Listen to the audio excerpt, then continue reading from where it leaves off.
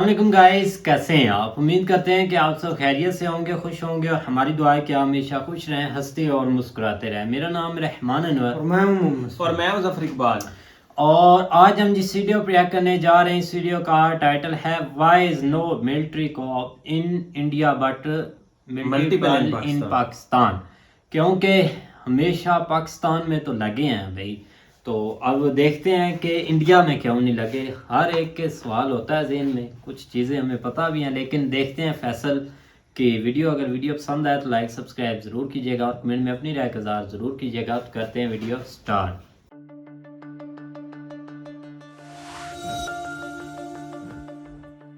کیسے ہیں دوستو؟ ایک Indian lieutenant general S T Varma لکھتے ہیں کہ 1960 میں انہیں جب اپنے قریبی دوست، اپنے ساتھی آرمی چیف جنرل تھیمایا سے کوئی فرینک گپ شپ کرنا ہوتی تھی تو مجبوراً انہیں ناگن جھیل کے وسط میں کشتی پر جا کر وہ باتیں کرنا پڑتی تھیں، کیونکہ انہیں یقین تھا کہ وزیر اعظم کے ماتحت انٹیلیجنس بیورو IB ان کی گفتگو ٹیپ کر رہی ہے۔ مائی کیورس فیلوز، یہ چھوٹا سا واقعہ ٹپ آف دا آئس برگ ہے۔ یہ اس سوال کا جواب ہے کہ ہندوستان کی آزادی کے بعد سے اب تک پاکستان، برما اور بنگلہ دیش میں مارشل آرٹس لگتے رہے، کو ہوئے، لیکن درمیان میں سب سے بڑے ملک بھارت میں کبھی کوئی مارشل آرٹ نہیں لگا۔ کیوں؟ یہاں تک کہ دوستو سری لنکا میں بھی 1966 میں 1966 میں ایک مارشل آرٹ کی کوشش ہوئی تھی، جسے ناکام بنا دیا گیا، اور مبینہ طور پر جو جنرل اس کی کوشش کر رہے تھے ان کو ساتھیوں سمیت جنرل رچرڈ کو گرفتار کر لیا گیا۔ تو خیر دوستو، ہمارا $1 ملین سوال یہ کہ پاکستان میں مارشل آرٹس لگے، جبکہ اسی وقت ساتھ ہی آزاد ہونے والے انڈیا میں کبھی کوئی مارشل آرٹ نہیں لگا، بلکہ مارشل آرٹ کی کوشش تک نہیں ہوئی، اس کا جواب ہم تلاش کریں گے۔ بات یوں ہے کہ جب ہندوستان انگریزوں کی کالونی تھی تو یہاں انہیں ایک امپیریل فوج چاہیے تھی، ایک شاہی فوج چاہیے تھی، انہیں پیپلز آرمی نہیں چاہیے تھی، بلکہ برٹش کالونی کی حفاظت کرنے والی ایسی فوج کی انہیں ضرورت تھی جس کی وفاداریاں کالونیل ماسٹرز یعنی برٹش امپائر کے ساتھ ہوں۔ اس لیے انگریز اس بات کا خاص خیال رکھتے تھے کہ برٹش انڈین آرمی کے لیے سولجرز اور افسران کس علاقے سے آنے چاہیے، وہ مخصوص علاقے تھے۔ انہوں نے ہندوستان کے علاقوں کو دراصل مارشل ریس اور نان مارشل ریسز میں تقسیم کر رکھا تھا۔ مارشل ریسز میں سکھ، مسلم پنجابی، ہندو جاٹ، ڈوگراز، گورکھاز، گھروالز، پٹھان اور افریدی شامل تھے۔ انگریز انہی میں سے بھرتیاں کرتے تھے۔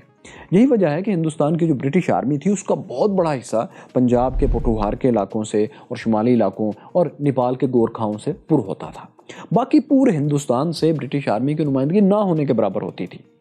ایسا انگریز جان بوجھ کر کرتے تھے، وہ اس لیے کہ اس طرح جو فوج بھرتی ہوتی تھی وہ اپنے ہم وطنوں کی فیلو فیلنگ سے کافی حد تک محروم ہوتی تھی، اور اسی وجہ سے اگر کبھی گولی چلانے کا وقت آ جائے، انگریز یہ سوچتے تھے تو اس فوج کو مشکل پیش نہ آئے اپنے ہم وطنوں پر ہی گولی چلانے کے، کیونکہ یہ تو ایک خاص جگہ سے، چند ایک خاص جگہ سے آئی ہوگی، پورے ملک سے تو ان کی نمائندگی نہیں ہوگی۔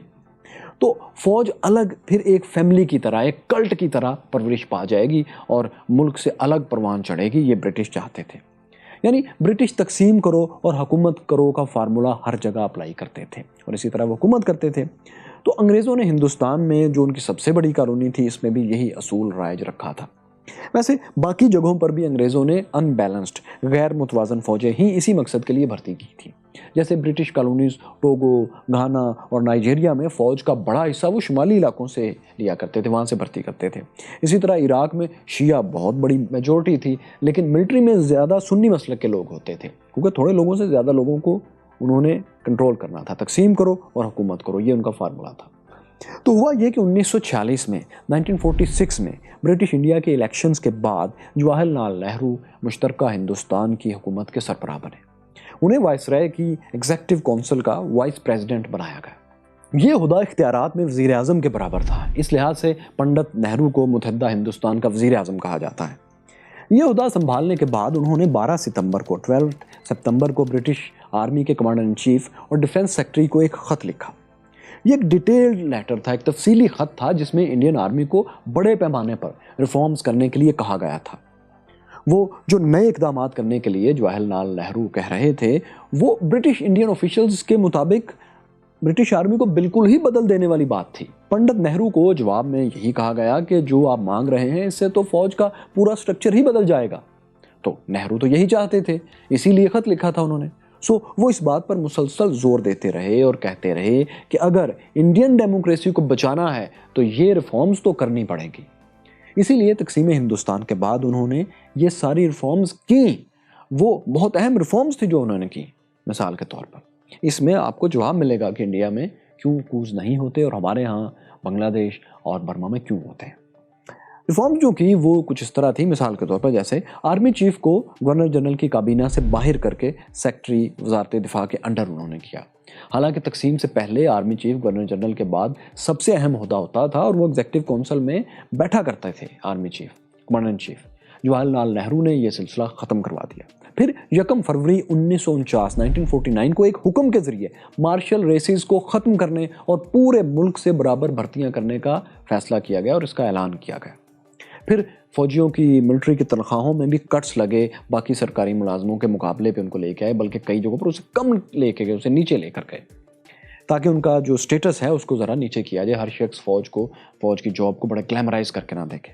پھر ملٹری کو انہوں نے 4 کمانڈز میں، آرمی کو 4 کمانڈز میں تقسیم کیا، جیسا کہ پہلے بھی تھی، لیکن اب تقسیم ہندوستان کے بعد نئی فوج کے زونز یا کمانڈز دوبارہ ترتیب دیے گئے. ہر کمانڈ کا ایک کمانڈر تھا. وزارت دفاع انہیں ترقی دیتی تھی، تعیناتی کرتی تھی. ویسے اب انڈیا میں 7 کمانڈز اور 7 کمانڈرز ہیں. ان میں سے ایک ایجوکیشنل ہے، ٹریننگ ہے. تو یہ سب آرمی کمانڈرز جو ہیں یہ لیفٹیننٹ جنرل ہوتے ہیں اور انہیں کمانڈنگ ان چیفز کہا جاتا ہے. یہ سب آرمی چیف کے برابر ہوتے ہیں، ایکول ہوتے ہیں، اس سے نیچے نہیں ہوتے. آرمی چیف بھی انہی میں فرسٹ امنگ ایکولز ہوتا ہے، یعنی جیسے ہمارے ہاں ججز میں ہوتا ہے. تو آرمی چیف کو کسی ایکشن کے لیے آرمی کمانڈرز کو، ان کمانڈرز کو جو کمانڈ کے ہیڈ ہوتے ہیں، ان کو قائل کرنا ہوتا ہے، ان کے اوپر حکم نہیں چلانا ہوتا. آرمی چیف ان کے ساتھ مشاورت سے پھر فیصلے کرتا ہے. یہ کمانڈنگ چیفز براہ راست وزارت دفاع کے سیکٹری سے رابطے میں ہوتے ہیں. وزیر دفاع سے ملنے کے لیے بھی انہیں سیکٹری ڈیفنس سے وقت لینا ہوتا ہے. ان کی ترقیاں، ان کی پینشنز اور مالی معاملات بھی یہی وزارت دفاع کا محکمہ ہی دیکھتا ہے. آرمی چیف ان کمانڈرز کی مدد کے بغیر کبھی مارشل لا تو اب لگا نہیں سکتا، کیونکہ آرمی چیف کے پاس اپنی کوئی کور نہیں ہوتی. اور کمانڈنگ آفیسرز بھی آرمی چیف اپنی مرضی سے نہیں لگا سکتا اور کہ اپنے کسی وفادار کو دلی کے قریب کمانڈر بنا دے اور پھر مارشل لا کی پلاننگ کرے. پھر انڈیا نے جو ریفارمز کی ان میں آئی بی کا ایک محکمہ بنایا، جو آپ کے ویڈیو کے شروع میں آپ نے واقعہ سنا، اور اس کے ذمہ یہ کام لگایا کہ وہ فوج کے اندر کی جاسوسی کرے گا. یہ محکمہ وہ خبر رکھے گا کہ اہم افسران اور کچھ ریٹائرڈ فوجی افسران کن سرگرمیوں میں ملوث ہیں، کیا کر رہے ہیں. اور آئی بی یہ جو ہوگی یہ وزیر اعظم کو رپورٹ کرے گی، کرتی ہے. پھر یہ کہ یعنی ایک اور اہم کام یہ انڈیا میں کیا کو سے بچنے کے لیے کہ انڈیا کا سب سے اہم خفیہ ادارہ جو ہے، اس کا سربراہ وزیر اعظم لگاتا ہے، اور اس طرح لگاتا ہے کہ وہ اس کا سربراہ کا بھارتی فوج سے آنا ضروری نہیں. پاکستان میں تو فوج ہی فیصلہ کر کے آرمی کے کمانڈرز اور کور کمانڈرز اور خفیہ ایجنسی ISI کے چیفز کے نام دیتی ہے. زیادہ تر انہی کی مرضی کے جو نام ہوتے ہیں انہی میں سے کسی کو لگایا جاتا ہے. اگر نہ بھی لگے تو ان کے نیچے کا سارا عملہ جو ہے وہ ملٹری ہی سے آتا ہے اور جو آرمی چیف کو پھر جواب دہ ہوتا ہے. جبکہ بھارت میں ایسا نہیں ہے. آج بھی را کا چیف ایک بیوروکریٹ سمنت کمار گوئل ہے. پھر اس میں اہم تقرریوں پر ضروری نہیں کہ ریٹائرڈ فوجی افسر ہی ہوں، کوئی بھی بیوروکریٹ یا ایکسپرٹ وہاں پر ہو سکتا ہے اور ہوتے ہیں. جبکہ پاکستان میں چیف بھی، خفیہ ایجنسی کا چیف بھی حاضر سروس میجر جنرل یا لیفٹیننٹ جنرل ہوتا ہے، اور نیچے کی تمام پوسٹوں کے لیے بھی حاضر سروس ملٹری افسران ہی آتے ہیں. تو یہ صرف ہم یہ بتانا چاہ رہے ہیں کہ ملٹری کو سے بچنے کے لیے، کو پروفنگ کے لیے انڈیا میں کیا کیا اقدامات ہوئے اور کیوں نہیں لگا. صرف اس بات کا ذکر کیا جا رہا ہے. بہتر کارکردگی ابھی ہمارے بحث میں نہیں ہے. پھر ایک اور فرق یہ ہے کہ پاکستان میں وزیر اعظم سے لے کر نیچے ہر اہم عہدے کی سیکیورٹی فوج کے پاس ہوتی ہے. ایٹم بم کی حفاظت بھی آرمی ہی کے پاس ہے. اسی کی وجہ سے انہیں عوام میں ایک خاص طاقت اور تقدس بھی ملتا ہے. جبکہ بھارت میں وزیر اعظم اور صدر کی ذاتی سیکیورٹی کے لیے الگ سے فورسز ہیں. اس بات کا امکان اور بھی کم ہو جاتا ہے کہ کوئی ایک آفیسر، ایک شخص یا 4-5 اشخاص مل کر فیصلہ کریں اور پوری ریاستی لیڈرشپ کو گرفتار کر لیں. اسی طرح انڈین آرمی جو ہے وہ انڈین نیوکس کو، نیوکلیر ایسٹس کی حفاظت نہیں کرتی، بلکہ اس کے لیے الگ سے فورس ہے، اور جو کہ پھر ایک دفعہ سیاسی حکومت کے اندر ہے. اسی طرح کی اور بہت سی ریفارمز نہرو کے زمانے میں ہوئیں جنہوں نے بھارتی فوج کو بہت سلو کر دیا، لیکن فوج کے مارشل لا لگانے کی صلاحیت انہوں نے ختم کر دی. اسے تاریخ میں جیسا کہ آپ جان چکے کہ کو پروفنگ کہا جاتا ہے کہ انڈیا نے کو پروفنگ کیسے کی. انہی ریفارمز کی وجہ سے دوستو بھارتی فوج کے بارے میں کہا جاتا ہے کہ بھارت میں اگر کوئی آرمی چیف ماشاء اللہ لگانا بھی چاہے تو نہیں لگا سکتا، کیونکہ 7 آرمی کمانڈرز کو کنونس کرنا، ان کی کورس کی وفاداریاں حاصل کرنا اور پھر یہ سب کچھ آئی بی سے بچ کر کامیابی تک پہنچانا تقریباً ناممکن سا کام ہے۔ اچھا دوستو، یہ تو تنظیمی کام تھے، لیکن جواہر لال نہرو نے کچھ ایسے کام بھی کیے جن سے فوجی افسران کا پروٹوکول اور ان کا وی آئی پی اسٹریچر کافی کم کر دیا۔ جیسا کہ نئی دہلی میں برٹش کمانڈر ان چیف، یعنی آج کے حساب سے آرمی چیف آپ کہیں اسے، تو اس کے پاس 30 ایکڑ پر یعنی 240 کنال پر ایک عظیم الشان بنگلہ ہوتا تھا جس میں اس کی رہائش تھی۔ سفید سنگ مرمر کی ایک عمارت تھی یہ ہوتی تھی اور جاہ و جلال کا ایک نمونہ تھی، ابھی بھی ہے، اسے 3 مورتی بھون کہتے تھے۔ نہرو نے آزادی کے فوراً بعد آرمی چیف سے یہ گھر خالی کروا لیا اور آرمی چیف کو ایک چھوٹے گھر میں منتقل کر دیا اور خود اس 3 مورتی بھون میں منتقل ہو گئے اور اسے وزیر اعظم ہاؤس بنا لیا۔ اب یہ ایک میوزیم ہے جہاں ان کی یادگاریں رکھی ہیں۔ ان مثالوں سے دوستو ہم سمجھ سکتے ہیں کہ کیسے نہرو شروع دن سے ہی اس بات میں کتنے سیریس تھے کہ ملک کو مارشل لا سے کیسے بچانا ہے۔ غالباً یہی وجہ ہے کہ انڈین آرمی چیف، جیسا کہ بہت سو کی بایوگرافیز اور تحریروں سے ظاہر ہے کہ وہ پولیٹیکل کلاس کو پسند تو نہیں کرتے تھے، لیکن وہ چاہ کر بھی مارشل لا نہیں لگا سکے۔ اچھا، شروع میں انڈین آرمیز کے پاس دوستو ایسے انتظامات تھے، عزائم بھی تھے۔ مثلاً 1957 میں جب وزیر اعظم نہرو 2 مسلسل انتخابات بھی جیت چکے تھے، تب کی بات ہے، وہ بھارتی فوج کے ہیڈ کوارٹر گئے۔ جنرل تھمایا آرمی چیف تھے۔ پنڈت جی نے دورے کے دوران 3 درازوں والی ایک بڑی سی الماری دیکھی تو جنرل تھمایا سے پوچھا، ان میں کیا ہے؟ جنرل تھمایا نے کہا، سر پہلے میں ہمارے جنگی منصوبے ہیں، دوسرے میں اعلیٰ فوجی افسران کے بارے میں انتہائی خفیہ معلومات ہیں۔ پرائم منسٹر نہرو نے پوچھا، تیسری میں کیا ہے؟ جنرل تھمایا نے کہا، سر اس میں آپ کی حکومت گرانے اور اقتدار پر قبضے کا پلان ہے۔ کمرے میں انتہائی ناخوشگوار سی خاموشی چھا گئی۔ نہرو آگے بڑھ گئے۔ ویسے دوستو ہر ملٹری میں ایک ایسی اسٹڈی ہوتی ہے کہ اگر اپنے ملک میں اس طرح کی کچھ کرنا پڑے تو کیسے کیا جائے گا، یہ ہر ملٹری میں ہوتا ہے۔ تو خیر دوستو، ہندوستان کی تقسیم سے پہلے ہی نہرو اور ان کی ٹیم انڈین آرمی میں ریفارمز پر کام کر رہی تھی، تو وہ جو فائن لائن تھی اس کا انہوں نے فرق برقرار رکھا۔ یہ کام ہوتا چلا گیا اور آج ان کی فوج ایک وزیر دفاع کے انڈر پیپلز آرمی ہے۔ چینی فوج بھی دوستو پیپلز آرمی ہے جسے کمیونسٹ پارٹی آف چائنا پوری طرح کنٹرول کرتی ہے، تو یہ بھی ایک فرق ہے۔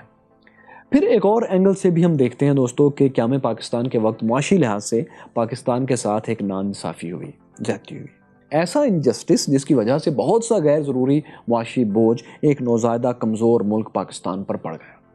پہلے دن ہی فوج زیادہ لیکن وسائل پاکستان کو کم دیے گئے، وہ ایسے کہ پاکستان کو 30% برٹش انڈین آرمی ٹرانسفر ہوئی، 40% نیوی ٹرانسفر ہوئی اور 20% ایئر فورس ٹرانسفر ہوئی۔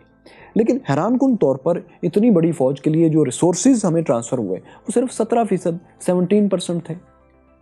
پہلے دن سے ہی پاکستان پر اتنا بڑا ایسا مالی بوجھ پڑا جسے اٹھانے کے یہ ملک قابل ہی نہیں تھا، مگر کیا کریں، کچھ تو کرنا تھا۔ پاکستان کو اپنے قیام کے ساتھ ہی امریکہ کی طرف مدد طلب نظروں سے دیکھنا پڑ گیا۔ قیام پاکستان سے صرف چند ہفتے بعد ستمبر 1947 میں ہی گورنر جنرل قائد اعظم محمد علی جناح نے امریکہ سے $2 بلین امداد کا مطالبہ کیا۔ اس کے لیے انہوں نے سابق ریاست بہاولپور کے ایک ایڈوائزر جس کے امریکہ میں اچھے تعلقات تھے، میر لائق علی کو ایک ڈیلیگیشن کے ساتھ امریکہ بھیجا۔ امریکہ نے پاکستان کے $2 ارب کے مطالبے کے جواب میں صرف $10 ملین $1 کروڑ جاری کیے، اور وہ بھی وار ایسٹس سے۔ امریکہ نے ساتھ میں امپورٹ ایکسپورٹ بینک سے پاکستان کو رابطے کا مشورہ بھی دیا، جو آج کل آپ سمجھیں گا IMF۔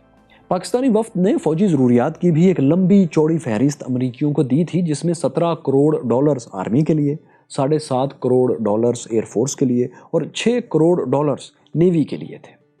پاکستان نے اپنی فوجی ضروریات کے لیے بھی امریکہ کو جدید ہتھیاروں کی ایک فہرست دی تھی۔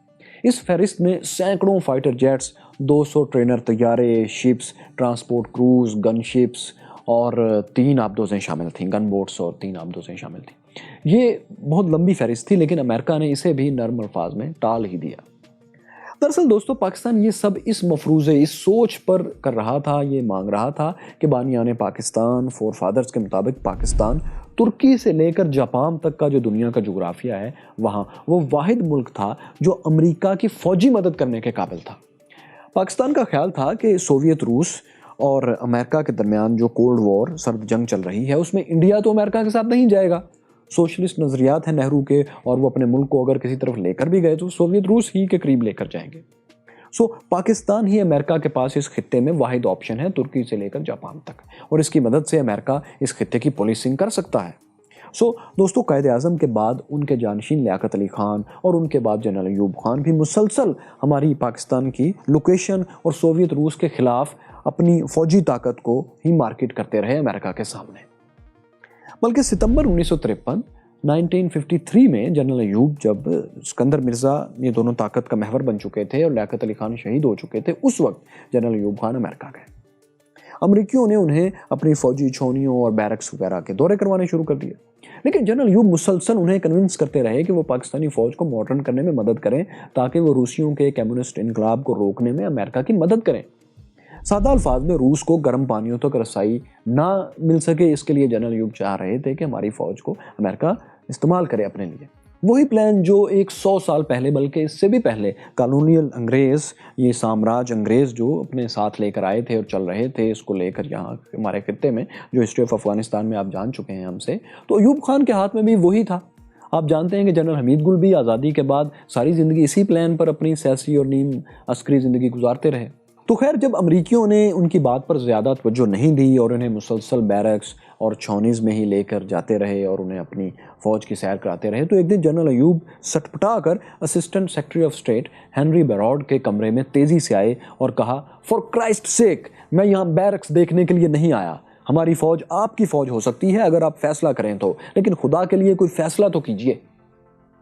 یہ دوستو صرف ایک مثال ہے.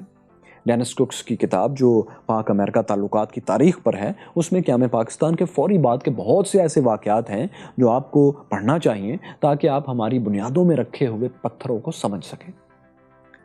یہ چند ایک مختصر واقعات آپ کے سامنے رکھنے کا مقصد یہ بتانا ہے کہ پہلے دن سے ہی ہماری زیادہ توجہ ایک مضبوط اکانومی سے کہیں بڑھ کر اس بات پر تھی کہ کیسے عالمی طاقتوں کی جنگوں میں ہم اپنی فوج کو استعمال کر کے فائدہ لے سکتے ہیں یا اپنے تعلقات بہتر کر سکتے ہیں. تجارتی, ثقافتی اور سیاسی راستوں پر ہم نے نسبتاً بہت کم توجہ دی. نتیجہ آپ کے سامنے ہے. آج بھی دنیا کے ممالک سے, مختلف طاقتور ملکوں سے, کنٹری سے, ان کے سربراہوں سے ہماری ملٹری لیڈرشپ کا رابطہ سیاسی لیڈرشپ کی نسبت زیادہ اہمیت کا حامل ہو جاتا ہے. اسی لیے دنیا ہمیں گیریزن اسٹیٹ کے اینگل سے دیکھتی ہے, نہ کہ 22 کروڑ امکانات کے طور پر. اسی وجہ سے ہماری اکانومی بھی مسلسل سٹرگل کرتی رہی اور اسی وجہ سے بار بار مارشل لاز بھی لگتے رہے. یہ اس سوال کا جواب ہے دوستو جسے پاکستان میں $1 ملین کویسچن کہا جاتا ہے. اب آتے ہیں ایک اور آخری اور بہت ہی اہم پوائنٹ کی طرف کہ ہماری اکانومی کیوں مسلسل IMF اور قرضوں کے بوجھ میں رہتی ہے. ہم قیام پاکستان سے اب تک 22 مرتبہ IMF کے پاس کیوں جا چکے ہیں. امریکہ, چین, عرب ممالک اور جاپان وغیرہ سے جو امداد یا قرضے لیتے رہے وہ اس کے علاوہ ہیں. 22 مرتبہ صرف ہم IMF کے پاس جا چکے ہیں. یہ IMF کی غالباً ہائیسٹ, کسی بھی ملک کی سب سے زیادہ اس کے پاس جانے کی مثال ہے غالباً. I'm not 100% sure, لیکن آپ چیک کیجئے گا, یہ ٹاپ 1-2 میں ہے. اس کی دوستو ایک وجہ تو یہ ہے, آپ جان گئے کہ شروع میں ہی ملٹری کا اتنا بڑا بوجھ پڑ گیا کہ ملک چلانے کے لیے قائد اعظم کو ہی امریکی امداد کی طرف دیکھنا پڑا اور انہوں نے نمائندے بھیجے. اس کے علاوہ یہ ہوا کہ پاکستان اور بھارت کی تقسیم کے ساتھ ہی انڈسٹری بھی اس طرح تقسیم ہوئی کہ پاکستان کے پاس ایک بھی بڑا انڈسٹریل شہر نہیں آیا. کلکتہ, بمبے اور مدراس جو بڑے یونٹس تھے, جہاں انڈسٹری تھی, جہاں سے ایکسپورٹس ہوتی تھیں, جہاں پروڈکشن ہوتی تھی, وہ سب بھارت کے پاس چلے گئے. پاکستان کو ہر چیز نئے سرے سے کرنا پڑی. دراصل مطلب پاکستان بنا تھا, انڈیا آپ سمجھیں کہ اس طرح تھا کہ آزاد ہوا تھا. پھر یہ ہوا کہ 71 میں جب پاکستان آدھا ٹوٹ گیا, آبادی کے لحاظ سے آدھے سے بھی کم رہ گیا, تو بھی فوج کی تعداد وہی رہی جو متحدہ پاکستان کی دفعہ تھی, حالانکہ جغرافیہ اور آبادی دونوں بہت کم ہو چکے تھے. بہت بڑا معاشی بوجھ پڑا. یہ ایک پوائنٹ تھا.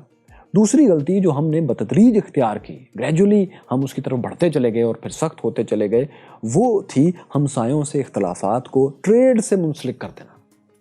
اب دیکھیں کہ یہ غلطی کیوں تھی.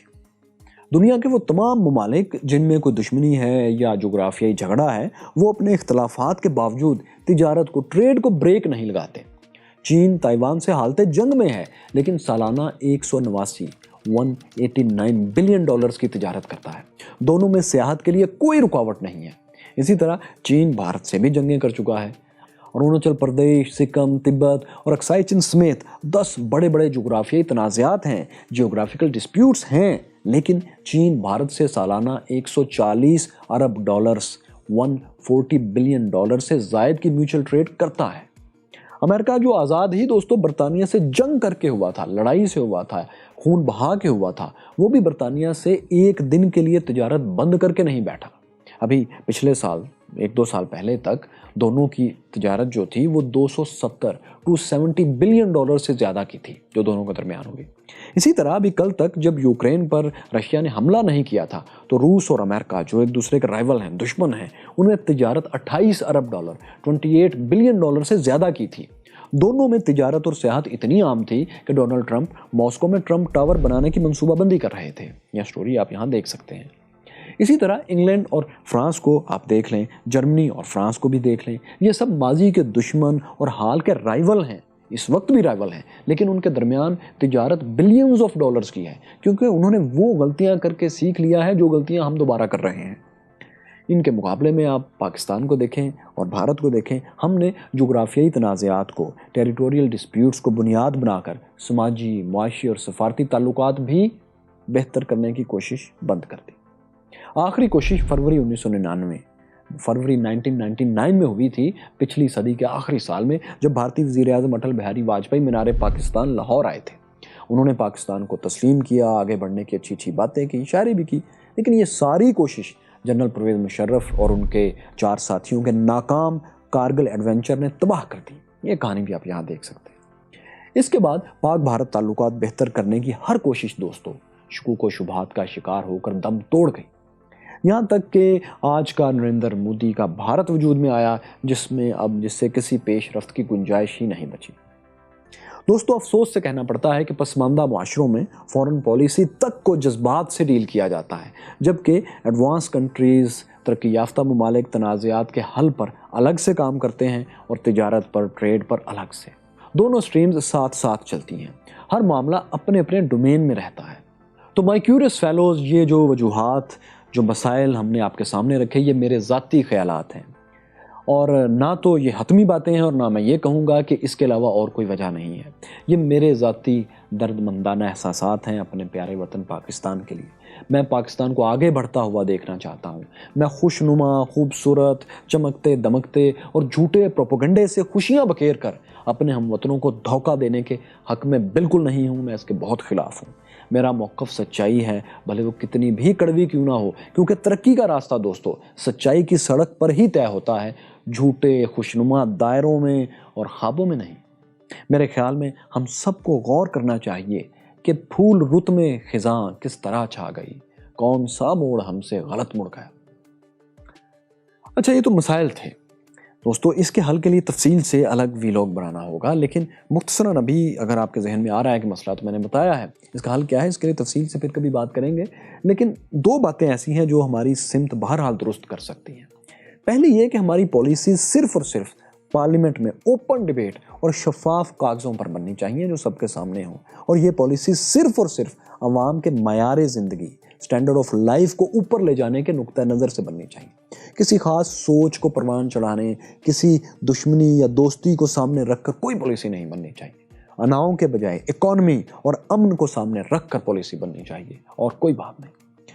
दूसरा मामला ये कि हम सब पाकिस्तानियों को मसीहाओं का इंतज़ार, मसीहाओं की पूजा और किसी सियासी लीडर को मसीहा समझना ही नहीं चाहिए, क्योंकि ये माजी की खुशफहमियाँ थीं कि कोई ऐसा लीडर आएगा जो अमाम ज़मां, रुस्तम जहां होगा और वो हमारे तमाम मसाइल हल करेगा।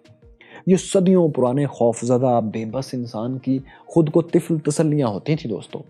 आज हम जानते हैं कि ऐसा कोई लीडर कभी नहीं आता जो तमाम मसाइल हल करने की सलाहियत रखता हो। हमें मसीहाओं पर नहीं, शफाफ प्रोसेस पर इसरार करना चाहिए।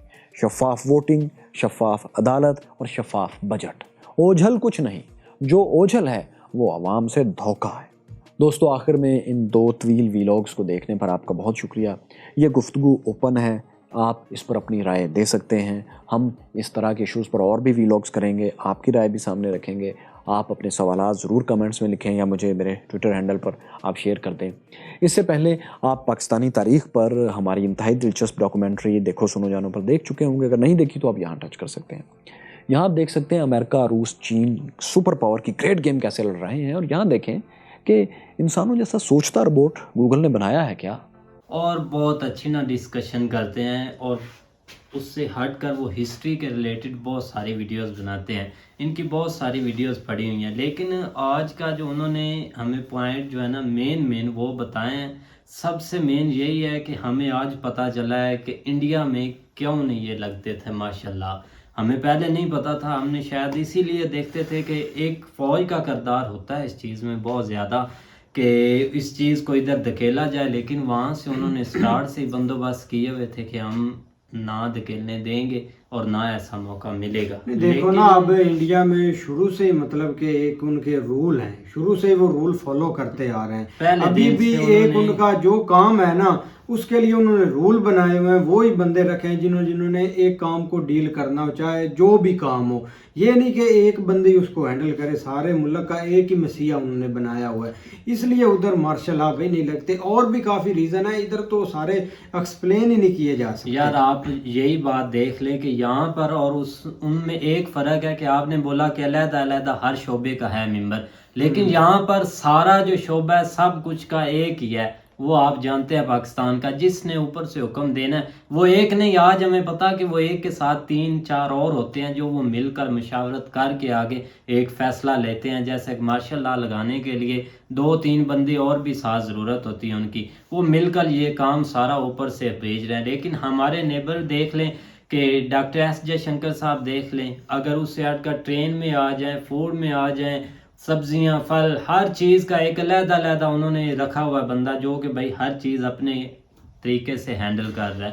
یہ چیز بہت اصل میں نا اچھی لگی. جو انہوں نے سٹارٹ سے جو سٹیپ لیے اصل میں سمجھ ان کو بھی تھی کہ بہت ساری چیزیں سامنے آ سکتی ہیں، لیکن انہوں نے جو ہے نا ٹائم کے ساتھ ساتھ وہ جو ہے نا وہ چیزیں بدلتے گئے ہیں. اور اب بھی آپ کو شاید کچھ چیزیں نظر آئیں گی، لیکن یہ کہ بہترین حل انہوں نے یہی نکالا کہ 75% تک یا 80% تک انہوں نے معاملات جو ہے نا وہ ایک علیحدہ طریقے سے نہ ڈیوائیڈ کر دیے کہ تاکہ کوئی غصے سے کوئی فیصلہ نہ کر سکے.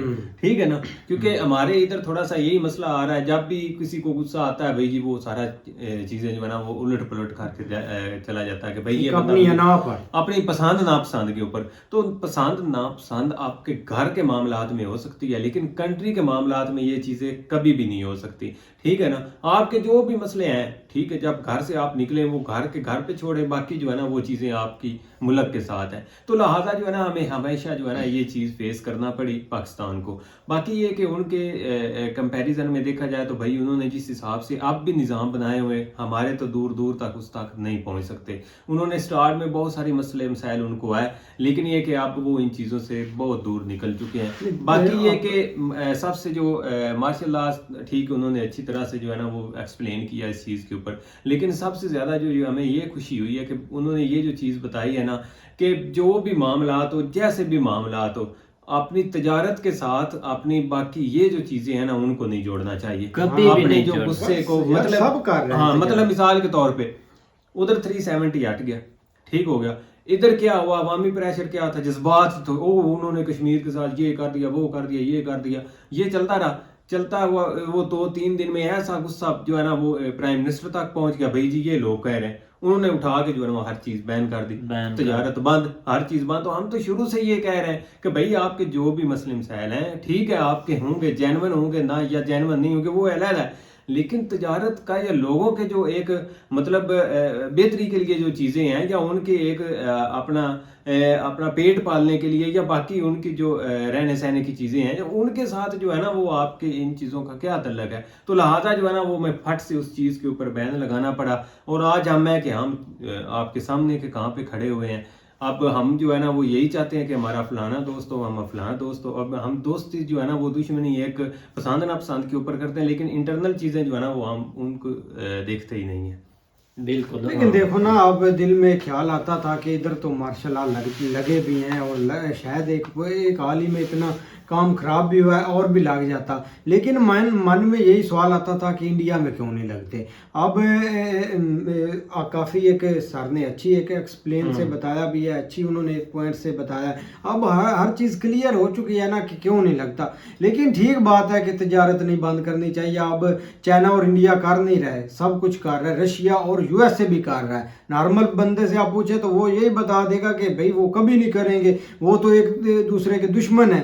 ऐसा नहीं होता। अब लिहाजा कंट्री को चलाने के लिए एक रूल भी होते हैं, एक ना को पीछे छोड़कर, गुस्से को छोड़कर कुछ फैसले एक पी जाने भी होते हैं, गुस्से को पी जाना भी होता है। ये देखे ना कि स्टार्ट से देख ले, जो इंडिया है ना, उन्होंने अपनी गुर्बत देखी है और बहुत ज्यादा उन्होंने देखी है, और वहां से उन्होंने सीखा है कि पेट को कैसे पालना। लेकिन पाकिस्तान की तरफ आ जाए भाई, 1947 में जो हमारे कैद हैं, वो आज पहली बार ये बात पता चली कि उन्होंने सबसे पहले जाकर वहां से भाई चलो इतने भाई, वो डॉलर्स तो लिए मैटर थे। था। अब मतलब country- स्टार्ट से ही मांगना हमने जो है ना पैसे लेने स्टार्ट कर दिए, कि स्टार्ट से ही इन पैसों पर अपने मुल्क को चलाना सीख लिया, जो कि हम अपने पैरों पर अब खड़े नहीं हो सकते। शुरू से ये चलो भाई वो तो लगे एक थे। अलहदा बात है। तब एक नॉर्मल हालात थे आपके मतलब कि जैसे कि एक पॉइंट ऑफ व्यू से कि आपके हिस्से में कुछ नहीं आया था, तब भी एक वो तो हेल्प होगी। लेकिन जो पीछे भाई आपकी इंडिया से इंडस्ट्री ऊपर भी जाती रही है ना, ये भी देखे एक हाँ, दिन वो ये भी तो- था,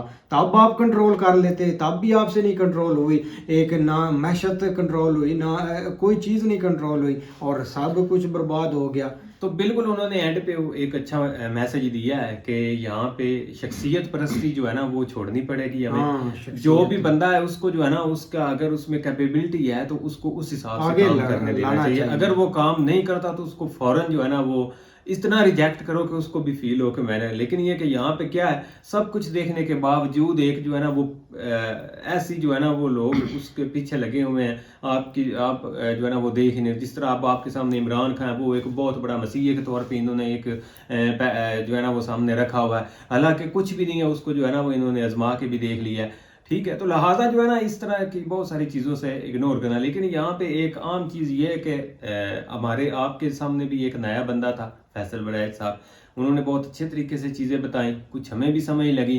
ठीक है, अब आप जो है ना इसमें ज़रूर बताइएगा कि क्या चीज़ उन्होंने सही नहीं कही। हमें जो लग रहा है उन्होंने बहुत हद तक जो है ना रिसर्च के ऊपर बातें की हैं, लेकिन ये कि अगर आप समझते हैं क्या उन्होंने वाकई ये चीज़ें सही कही हैं, या इसमें कोई वो आगे पीछे मामलात जो है ना वो भाई मेरे तो ये इंडिया ज़रूर से बताइए। इंडिया बताइए। उनके आधे मतलब के सब्सक्राइबर, ये तो एक क्वेश्चन है ना, तो इंडिया से वो ही ये हैं। ज़रूर बताइएगा। बताइएगा। तो खैर, उम्मीद करते हैं कि आपको वीडियो पसंद आएगी। अगर पसंद आए तो लाइक सब्सक्राइब जरूर कीजिएगा, और कमेंट में अपनी राय का इज़हार जरूर कीजिएगा।